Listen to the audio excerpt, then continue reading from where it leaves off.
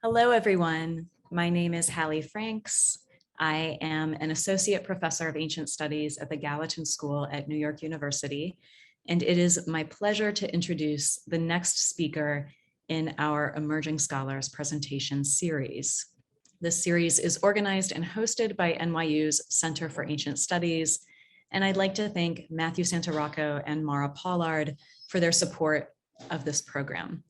The Emerging Scholars series showcases the research of current PhD candidates, and we're particularly excited to engage approaches to the study of the ancient world that incorporate non-traditional materials and/or methods. In this video, we will hear from Sarah Bruscia Breidenfeld. Sarah is a sixth-year doctoral candidate at the University of Washington. They are a social historian of the Greco-Roman world, with a particular focus on the connections between gender, slavery, literature, and epigraphy. These research interests come together in their dissertation, Someone Get a Whip: Enslaved Women and Violence in Athenian Oratory, Comedy, and Curses, which they are writing under the direction of Dr. Deborah Kamen. This work is part of their broader commitment to re-examining personal narratives that have been overlooked in ancient sources and modern scholarship.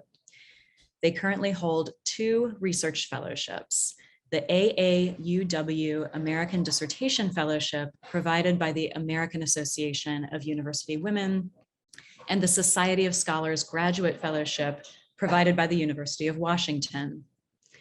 Sarah is also a dedicated teacher and the recipient of the 2021 Excellence in Teaching Award from the University of Washington. Congratulations, Sarah. They will speak with us today about their research on enslaved women. Sarah. Thank you so much for that introduction. Let me take a minute to pull up my PowerPoint. Thank you for tuning into my talk today. For your convenience, I will be projecting a PowerPoint throughout my talk, and my presentation of quotations will follow the English word order. Finally, I want to offer a content warning that this presentation will address scenes of physical and sexual assault. My dissertation, entitled Someone Get a Whip: Enslaved Women and Violence in Athenian Oratory, Comedy, and Curses, directly addresses the connection between gender, enslavement, and violence in classical Athens through a socio-historical lens. Ancient Greek literature and inscriptions attest that enslaved women experienced significant abuse, but this group has never been fully examined in classical scholarship. My work aims to address that omission by investigating the social position of enslaved women in the 5th and 4th centuries BCE Athens, focusing on the way in which they experienced and responded to their violent circumstances. I do so through case studies of 3 genres of evidence: court cases, comic plays, and curse tablets. My approach is indebted to the work of the legal scholar Kimberly Crenshaw, who coined the term intersectionality to address the marginalization of Black women in both feminist and anti-racist discourses. In a 1991 essay entitled Mapping the Margins, Crenshaw focuses on violence against women of color, demonstrating that, quote, the intersection of racism and sexism factors into Black women's lives in ways that cannot be captured wholly by looking at the race or gender dimensions of those experiences separately. My work takes Crenshaw's principle of intersectional oppression and applies it to individuals living in the ancient world. Scholarship on violence in Athens continues to center male citizens, but recent work has begun to address the experiences of women and enslaved people. However, because work on Greco-Roman slavery too often prioritizes the narratives of enslaved men, and work on gender issues nearly exclusively examines the position of citizen women, enslaved women continue to be omitted from scholarly analysis of violence. I re-examine the subjugation of enslaved women both in our ancient sources and in classical scholarship. In particular, my project demonstrates not only the availability of evidence for the treatment of enslaved and manumitted women in classical Athens, but also the necessity of reassessing how we as scholars write, teach, and talk about this marginalized population. I now want to move into a very brief summary of one chapter of my dissertation, which addresses the portrayal of enslaved and manumitted women in the Attic court cases of the 4th century BCE. In the late 340s BCE, the orators Demosthenes and Apollodorus each delivered a prosecution before the Athenian courts, recounting an instance where an enslaved or recently manumitted woman suffered abuse at the hands of citizen men. In the speech on the false embassy, the orator Demosthenes describes the beating of an enslaved woman from Olynthos. In the court case against Neaira, Apollodorus details the way a man named Phrynion abused a recently manumitted woman named Neaira. These two speeches preserve acts of physical and sexual violence against marginalized women in a society where such abuse was routinely passed over without comment.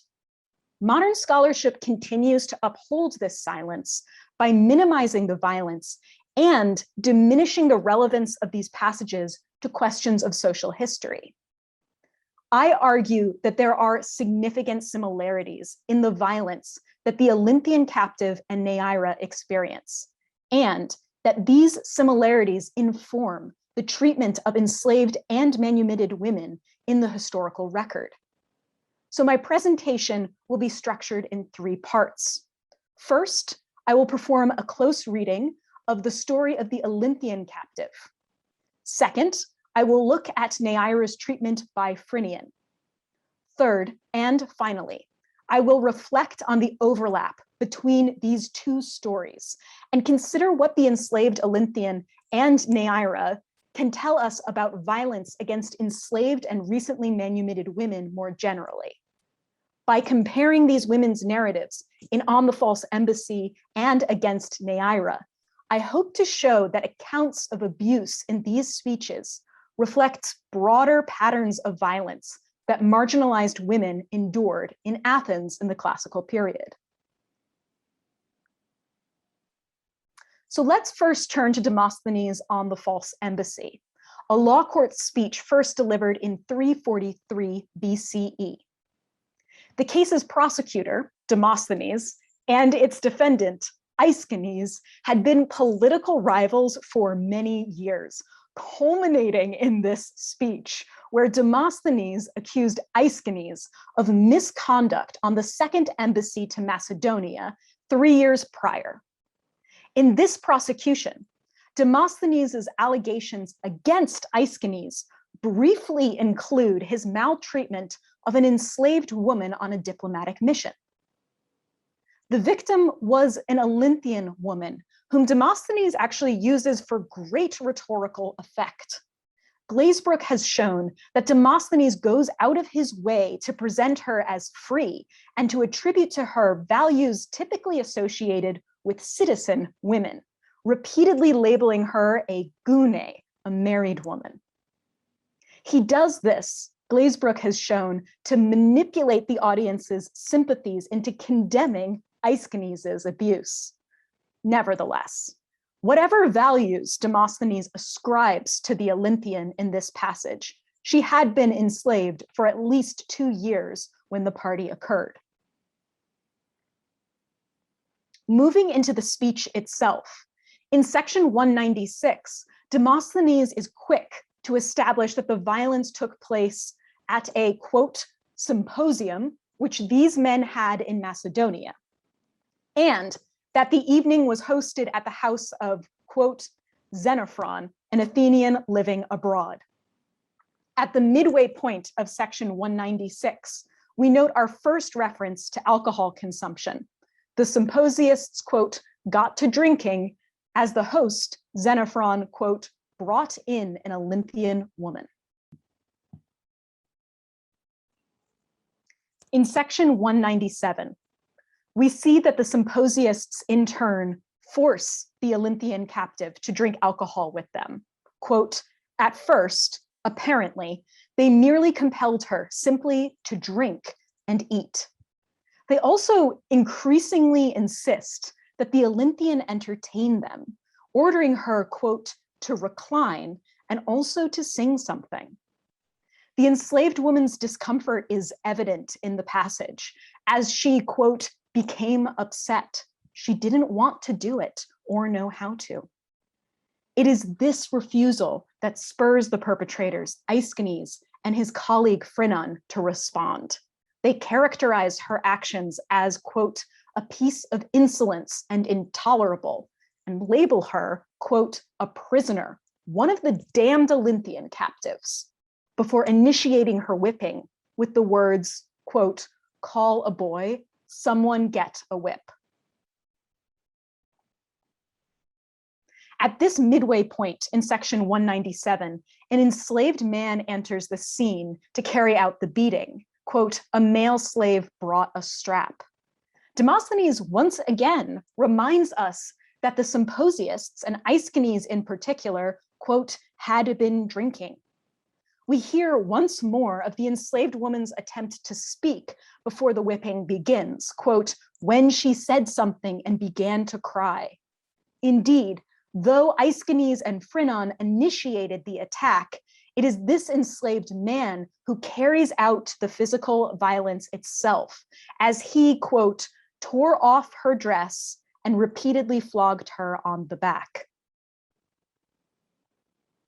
Moving into section 198, the enslaved Olynthian's reaction to this violence stays in the forefront of the scene.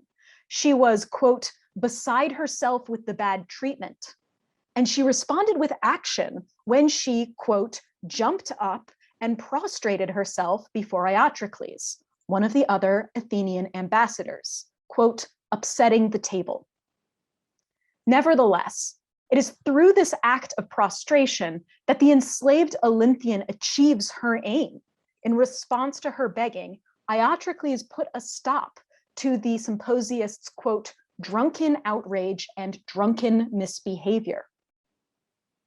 This passage provides enticing information about how and why an enslaved woman may face physical abuse. However, because many of these details may seem motivated by Demosthenes' desire to have his audience view the victim sympathetically, to prove their relevance to a broader pattern of violence, they must be corroborated by an orator with different rhetorical aims. Apollodorus provides such an opportunity when he presents a similar scene of abuse in the law court speech against Neaira. In this court case, delivered in the 340s BCE, Apollodorus hoped to influence his audience against the trial's defendant, the manumitted or freed woman Neaira. So, the story presented here of Neaira's maltreatment at the hands of Phrynion serves the opposite purpose to Demosthenes' presentation of the enslaved Olynthian. The overlapping details between these two passages cannot therefore be explained away by the speaker's rhetorical aims. It's for this reason, I argue, that together they can speak to a more general circumstance where marginalized women were particularly vulnerable. This court case examines the life of its defendant, the formerly enslaved sex laborer, Neaira. I want to focus specifically on Neaira's treatment at a series of dinner parties recounted in sections 33 through 35 of this speech. The perpetrator in these scenes was a man named Phrynion, a former client of Neaira's. And we should note that he is a different figure from the Phrynon referenced in On the False Embassy. This Phrynion played an instrumental role in assisting with Neaira's manumission. But after bringing her with him to Athens, his behavior took on an increasingly excessive and violent turn. In section 33, We note that Phrynion, quote, treated her with wanton insolence. The narrative quickly establishes a party setting for Phrynian's excessive behavior by stating that he brought her, quote, everywhere to dinner whenever he went drinking. We're also told that, quote, he was carousing with her all the time and openly having sex with her everywhere, whenever he wanted. Among many parties that they attended together, at the midway point of section 33, Apollodorus highlights one feast in particular that occurred at the, quote, house of Chabrias of Axonia. It was at this victory feast, the narrative stipulates that, quote, many others had sex with her while she was drunk and Phrynion was asleep, including the slaves who had served Chabrias's meal. I want to pause for a moment and draw out several details from this scene. First, we learn that at this party, many others chose to engage with sex with Neaira. This denotes a group, not only of citizen symposiasts, but also enslaved men in the household. Second, it was late in the evening after a night of drinking, as demonstrated by the fact that Phrynion was asleep, presumably in a drunken stupor. Third, the passage specifically stipulates that Neaira was drunk when the sex occurred. I want to acknowledge the very productive scholarship of Carey, Glazebrook, Amitawoju, and others who have worked to show that this story is rhetorically designed by Apollodorus to prejudice the jurors against Neaira.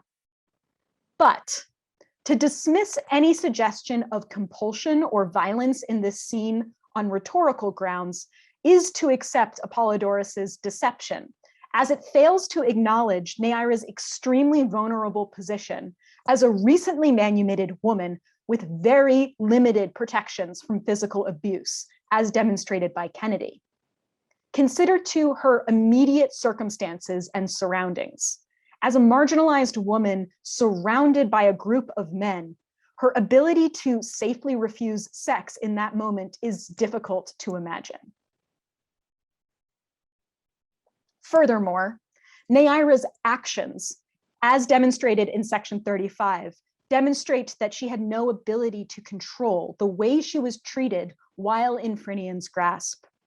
The case stipulates that she felt, quote, she was being insolently abused by Phrynion and not loved as she expected. This distress over Phrynian's behavior is corroborated by her secret flight from Athens when, quote, she gathered together some of his household belongings and, quote, escaped to Megara.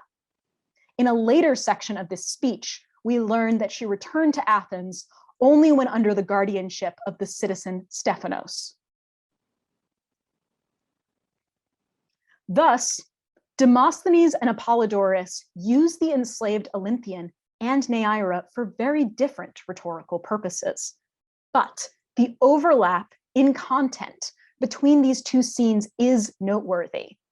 I now want to place select details from these stories side by side in order to demonstrate what together they can teach us about the social position of enslaved and recently manumitted women and the violence that this population group experienced. Very briefly, first, both episodes take place at drinking parties where the symposiasts were highly intoxicated. I assert that drinking parties were a particularly dangerous location for an enslaved or recently manumitted woman due to the prevalence of alcohol at these events. Second, both the enslaved Olynthian and Neaira consumed alcohol at these parties. This shows that alcohol consumption on the part of the victims also affected the potential for a marginalized woman to experience violence, perhaps due to lowered inhibitions. Third, the perpetrators in both stories were citizen men in a position of power over the victim. This demonstrates that powerful citizen men, particularly in groups, were a key threat to an enslaved or manumitted woman. Fourth, Not just citizens, but also enslaved men were involved in these scenes of violence. This shows that enslaved men could be invited or forced to abuse their female counterparts, introducing questions about social dynamics between enslaved people in specific households. Fifth, and finally, the distress and discomfort of each victim is present throughout these passages. Both these scenes therefore mark that an enslaved or recently manumitted woman could be expected to respond to violence with fear and distress. But she could also take actions to improve her circumstances, most effectively in these scenes by invoking the sympathies of a male citizen not involved in her abuse. In this presentation, I've aimed to demonstrate that the whipping of the enslaved Olynthian in On the False Embassy and the treatment of the manumitted Neaira in Against Neaira speak to wider patterns of violence against enslaved and manumitted women in the 4th century BCE in Athens. And indeed, their stories are further corroborated by briefer literary and epigraphic evidence from this time period.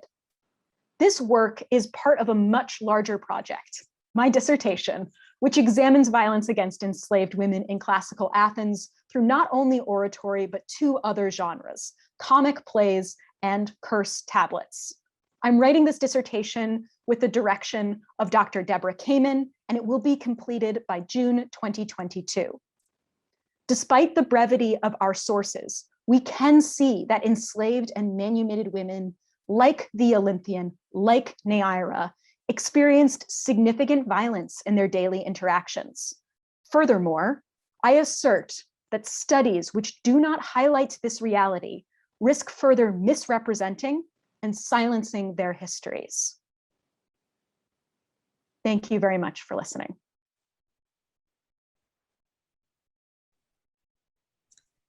Thank you so much, Sarah. It was harrowing and is harrowing work, I'm sure, but so important as you know, is I think obvious and as you articulate.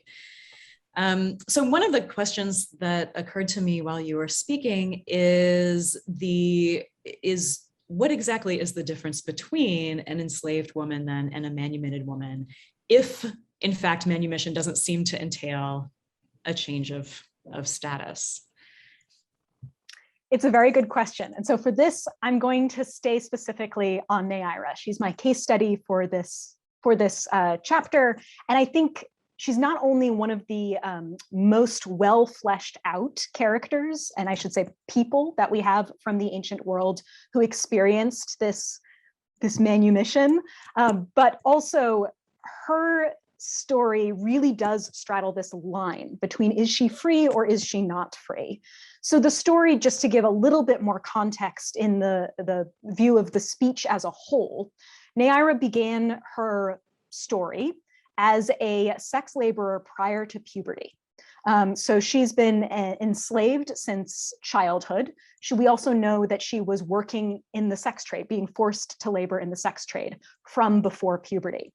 In the speech that Apollodorus gives us, he lets us know about several specific clients that she's entertained. You know, he brings them into the picture to really illustrate her background. And then we have this character, Phrynion, who enters the scene. At this point, Neaira is no longer owned by the madam who ran the brothel associated with her prepubescent sex laboring, but rather she is jointly owned between 2 clients. She's able to bring Phrynion in. The story seems to suggest that she is able to save up money of her own and also to incorporate the contributions of Phrynion in order to buy her manumission from these 2 enslavers who jointly own her. And so the fact that Phrynion has made a monetary contribution to her manumission is a place where this is starting to get really sticky. We know that after he makes this monetary contribution, after Neaira receives her manumission, she goes with him, or maybe we can say she was taken with him to Athens. At this point in the story, we pick up where I've kind of started, right? We start with section 33, where it's saying, according to Apollodorus, she was being insolently abused by Phrynion. And then we have this story of this time where she was drunk and Phrynion was asleep and the many men have sex with her.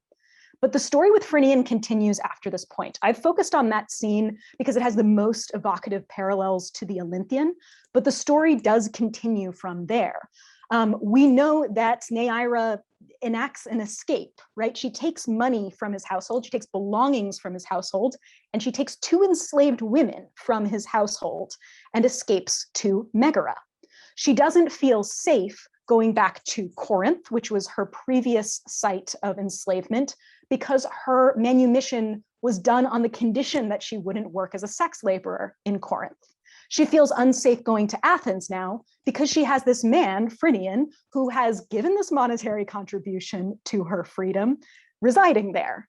She only returns when under the guardianship of another important citizen man, this fellow Stephanos, who's a big character throughout the context of this court case. When Phrynion finds out that she is living in Athens again, he comes to get her. So he shows up armed with young men, we're told, in order to get her back, and basically attempts to re-enslave her, according to Apollodorus. So I think Neaira's story is a really great one to illustrate, yes, she has her manumission, but here we have this fellow who feels entitled to her body. He has made a monetary contribution to her manumission. He views the act of her leaving him. I mean, there's discussion on, like, is the issue here the theft that she took household belongings? I would say he feels entitled to this woman's body. He shows up and uses physical force to take her back. Then there's a resulting court case because Stephanos is going to intervene on her behalf. And that's important as well. I also think even this story, even if we look at a legal perspective, we might lose the perspective of Neaira. I often think about that scene where she's in Stephanos's home. A man that has, according to this court case, routinely abuses her, shows up with a group of other men. She is now taken from the house where she maybe, we don't know, but she maybe felt safe in this house and is taken away. And the result of the ensuing court case is that she has to share her time between Stephanos and Phrynion. And so even if we look at, okay, legally she's a manumitted woman, okay, she still has to spend time, presumably as a sex laborer, with this man who has attempted this violent re-enslavement. So there are kind of legal contexts I could talk about, a paranome clause, more context about manumission. But I think even if we just focus on Neaira, you can see the way in which she really she's not a fully free person. And that is a result of her past experience with enslavement. For this reason, I think she can be read together with the Olynthian woman as evocative stories with astounding similarities. I mean, it makes a lot of sense, although it's a crushing, crushing story and situation for Neaira. And for, presumably the other women who were suffering precisely the same kind of sort of circumstance. I'm wondering if you could maybe having talked now about the legal battles or legal cases, if you could talk a little bit about the other kinds of evidence that you make use of and what you, how these offer sort of evidence in relationship to or different from these court cases. So I use, as I've mentioned, 2 other main genres of evidence. So I use comic plays and I use both Athenian Old and New comedy. And then I also use an epigraphic genre of evidence. So an inscription, curse tablets. Now, comedy presents all sorts of problems when we start to look at these texts as evidence for the lives of enslaved or manumitted women.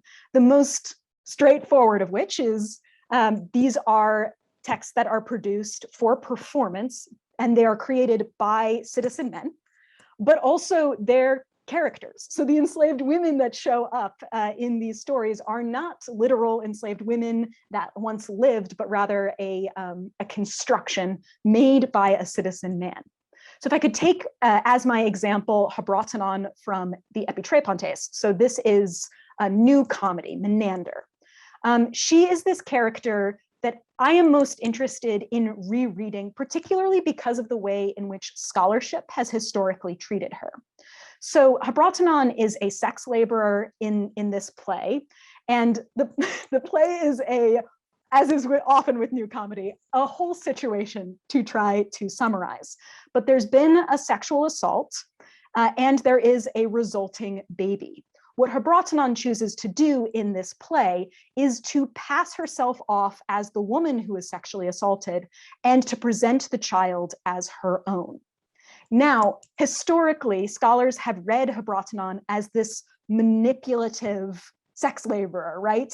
She's witty, she's on her toes, she's trying to manipulate the situation to obscure what's going on, or even if she's trying to highlight what's going on, she's being selfish. I, among others, so I'm not the only person who wants to do this, Marshall, Gardner, others, have pointed out that this is a sex laborer in a very, very difficult situation. And she's using a tool here at her disposal. She's using her wit, and she's using this child in order to try to achieve her manumission. And so while I can't read her as a historical example of an enslaved woman, I do think her circumstances, when corroborated by other historical evidence that talk about things like children, like sex laboring and enslaved status, to illustrate a more general circumstance. That example actually ties in very well to my other genre of evidence. So my other genre of evidence are curse tablets. And so curse tablets are these inscribed pieces of lead that call upon divine powers, typically chthonic powers, to assist in a scenario of competition. So the inscriber feels threatened by another individual, and they're calling upon the divine powers to assist them in some kind of competition context. There's a few different genres of curse tablets. So these can be like athletic competitions, they can be trials, right, court cases.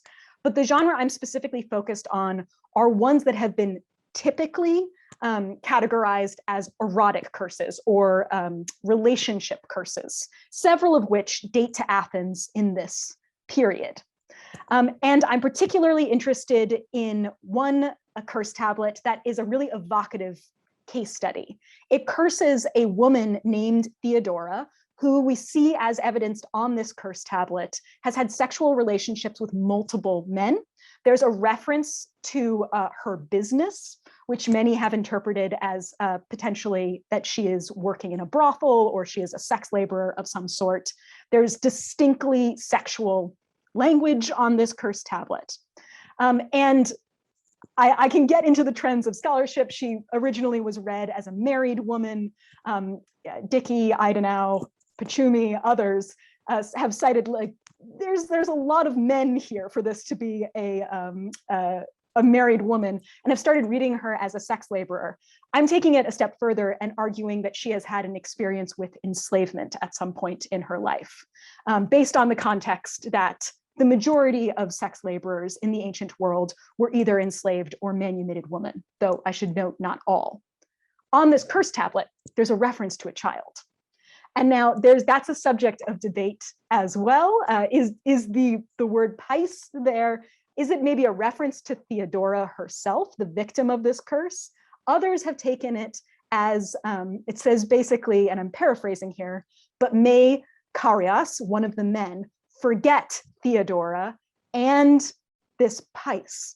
And so what interests me there is the potential that here we have a sex laborer with a child. And I think that ties in very nicely to the Habratanon story. This is a very long way of saying I've got a lot to say about these case studies, and I'm very, very excited to continue to use not only oratory, but comedy and curse tablets as well to illustrate this story. as you sort of suggested earlier, the evidence seems thin, but it actually is not once you start to dig into it, right? So you sort of gestured towards this, but I do wonder about the question of authorship, right? And how you handle the fact that so many of these sources, with maybe the exception of this curse tablet, were written not by the women themselves, but by men, and by men, often, trying to achieve a goal that has very little to do ultimately with these women. It's a struggle. It's a struggle that I can't point you to a definitive piece of evidence that I can say without a doubt is authored by an enslaved woman. What I want to try to move past is the tendency I have seen in scholarship, basically saying, we don't have enough evidence here to be able to even read anything from the perspective of an enslaved woman. And I want to move past that, because if we continue to do that, we're never going to try to figure out what their perspective were on these scenes. So I've taken a few different approaches to this. One is to make sure that I am reading the archive along the prejudice lines. So what I mean by that is I'm not going to ignore, say, Demosthenes and Apollodorus trying very hard to achieve their own aims. They couldn't care less about that enslaved woman in Olympos, or from Olympos. The only reason Apollodorus cares about Neaira is because he's got a political grudge against the man she's living with. He does not care about the individual enslaved or manumitted woman. I have to keep that in mind when I'm reading them. I can't just ignore that. And I can't just take quotes completely out of their context and say, and therefore they speak to a circumstance. As you've seen in the talk I've already given, what I've tried to do is use their own prejudice. So use the framing of Demosthenes saying, I want you to be sympathetic towards this woman, and using Apollodorus's framing of, I don't want you to be sympathetic to this person, and see where they overlap. So that's one approach that I've tried to take to address the fact that we don't have the perspectives authored by the enslaved women. Another thing I've tried to do is to make sure, and this is a difficult thing because I've been trained to care about the interests of the enslaver, right? I've been trained as a historian to care about the citizen men. My approach is pulling myself back. I keep on feeling myself trying to say, well, what does this say about the citizen men, right? Pulling myself back from that and really trying to keep my analysis on what does this say about the perspective of the enslaved woman? I also really want to try very hard to make sure I acknowledge their personhood in every possible way. So, for example, using their names whenever possible, calling them enslaved women as opposed to calling them slaves and erasing them in that way. And also to make sure I look for the times in which they take actions themselves. So, for example, Neaira's act of running away from Phrynion, the act of enslaved or manumitted women inscribing curse tablets or using magic to affect their own circumstances. And that brings me to my final point, is that I'm very interested in seeing if we can find an epigraphy of enslaved or manumitted women. It's something that's very challenging, and it's something that has largely focused on manumission inscriptions. I am trying to present a case here for reading select curse tablets with specific references to sex laboring as tablets that are authored or potentially authored by enslaved or manumitted women. And that is drawing on a long line of work by other scholars as well. But I particularly want to highlight them in the context of talking specifically about enslaved and manumitted women. So I'll bring up another sort of maybe bias that we're trained into, or at least that I am sort of conscious, that it sort of circles in my training, and that is the status of the hetaira, right? Which has, this word is also often translated as courtesan, right? Which itself is a kind of archaic and sort of romantic term. And the hetairae are seen in some ways, even to some extent, I think in some ancient sources as a kind of romantic and mysterious character, right? Their businesses are talked about through euphemism. There are sort of celebrated instances of hetairae like Phryne, who seems to be quite independent, right? Quite wealthy, quite glamorous. So I'm curious as to how your work intervenes in those kinds of mythologies too. I think you're noticing something that is both in our sources and in our scholarship, this trend of looking at this fabulous, independent courtesan, right? That's a very appealing character, both in the ancient world and in a modern context. It's easy to talk, I should rephrase that and say it is tempting to talk through euphemism. It is tempting to talk about the most powerful or most independent of individuals who perform a type of labor that is challenging to talk about. Another place that we see euphemism popping up is even in tourism of sites like the purpose-built brothel of Pompeii, right? It's kind of titillating. It's kind of fun to show up and see all these erotic frescoes and to see these stone platforms and to think, oh, like there were these women working here.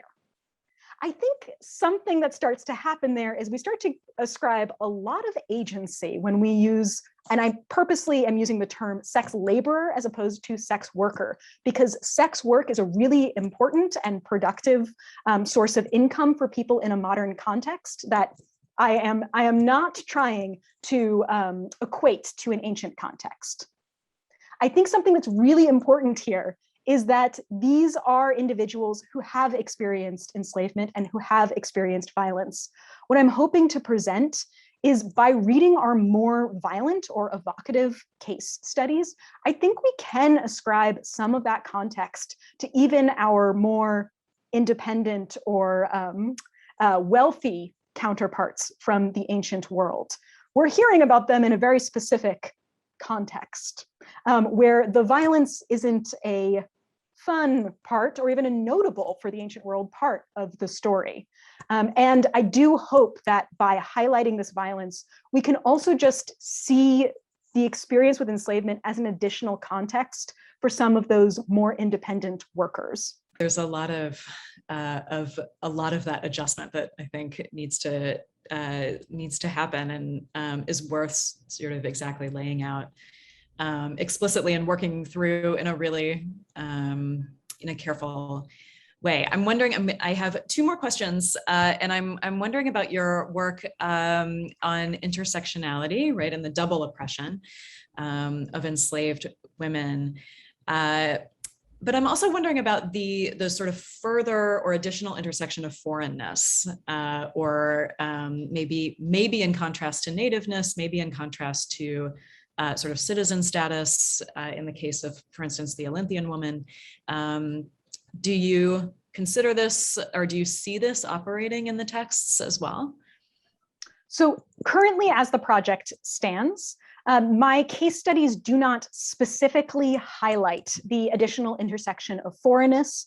I also don't specifically highlight the additional intersection of age. I'm pretty much out of my case studies. I don't have clear evidence that any of my case studies are not speaking Greek. I also don't have any evidence that my case studies are anyone but younger women. They're all, obviously, elder women can also be sexually active, but I have case studies here that seem to be all women younger than 30 to pretty much to a certain extent, depending on how we age Neaira. So it's not something I'm currently engaging with in the dissertation. It is something I do want to engage with more in the monograph, which will come later. But I think we can talk about the additional intersection of foreignness, even taking a case study like the Olynthian woman.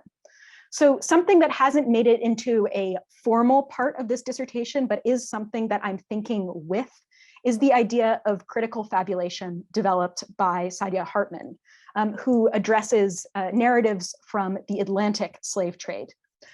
I'm going to give a very poor paraphrasing of Hartman's incredible work and incredible contribution, but basically the impetus behind it is to take historical things that we do actually know, specific details, and to reread a specific scene from multiple perspectives of viewership, multiple perspectives of experience, with a particular emphasis on, say, the enslaved woman in a scenario.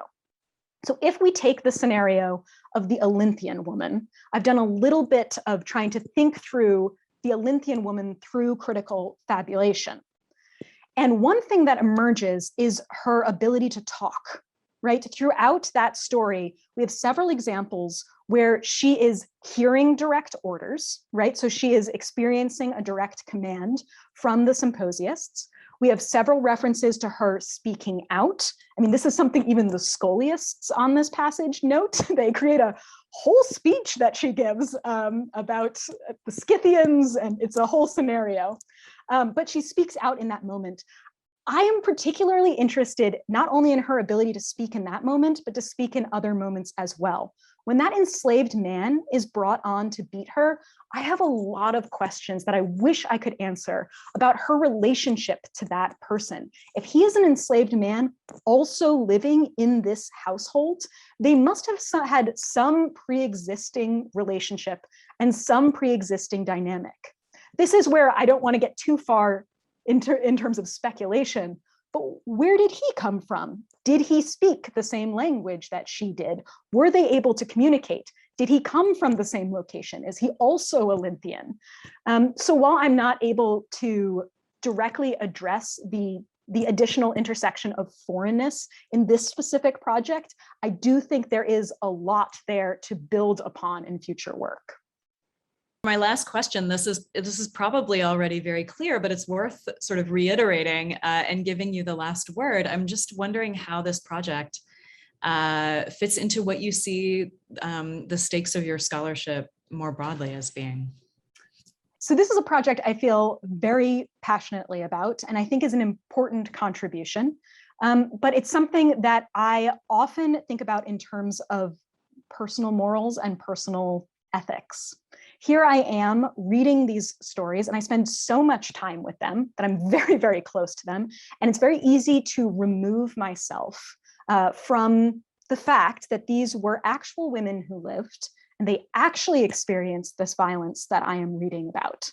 And here I am, 2,000 years later, bringing their stories into the public, right? So whoever you are watching this, like, you are now experiencing their stories. But I'm bringing their stories in a moment of profound humiliation and violence for them. And that's not something I can really escape from.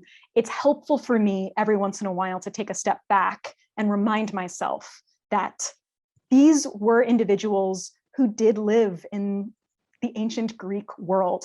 And so when we talk about what is society like in ancient Greece, I think it's important that we remember that these individuals were just as much a part of it as Demosthenes, right? They lived full lives, they had full experiences, and they enacted their own agency in small and meaningful ways.